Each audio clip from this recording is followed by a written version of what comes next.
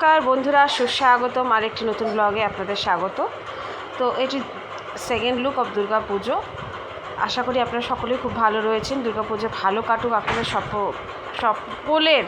এবং আমার যথার্থে মাসিতো বোনও চলে এসছে, মাসিতো বোন মাসি এরা সবাই চলে এসছে।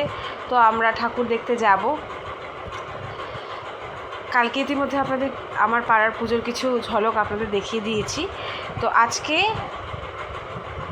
আরও নতুন নতুন কিছু ঠাকুর দেখব। পুরোটা তো দেখানো সম্ভব, যতটুকু দেখানো সম্ভব আমি ততটুকুই চেষ্টা করব, কারণ আমারও তো বাচ্চাটা ছোট, তো আমাকে সবটা ঘোরা সম্ভব হয়ে ওঠে না, বুঝতেই পারেন। আপনাদের যাদের বাচ্চা আছে তারা সকলেই জানেন।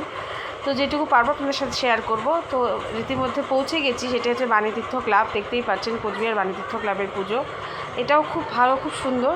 আমার বাড়ির কাছে দেখুন মাসিও ছবি তুলছে, ভিডিও করছে। তো এটি একটি দৃশ্যায়ন, খুব সুন্দরভাবে বাণীতীর্থ ক্লাবের পুজো মণ্ডপকে সাজানো হয়েছে, খুব সুন্দর।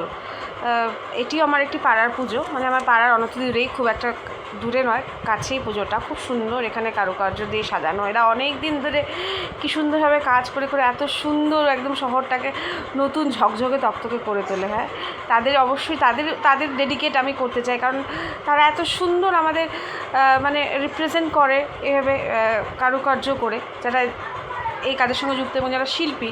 অবশ্যই শিল্পী তো অবশ্যই, কারণ যাদের মধ্যে শিল্প সত্তা আছে তারাই তো শিল্পী। তো তারা আমাদের পরিবেশটাকে ঝকঝকে তকতকে আলোয় আলোকিত করে রাখে, তাদেরকে অসংখ্য ধন্যবাদ। এবং এই প্রতিমাটি দেখুন অসাধারণ সুন্দর হয়েছে। এবং যারা আমার ব্লগগুলো দেখতে ভালোবাসেন, লাইক কমেন্ট শেয়ার এবং সাবস্ক্রাইব করতে হবে। তো খুব আমরা মজা করেছি। আশা করি আমার ব্লগগুলো খুব দেখতে আপনাদের ভালো লাগে।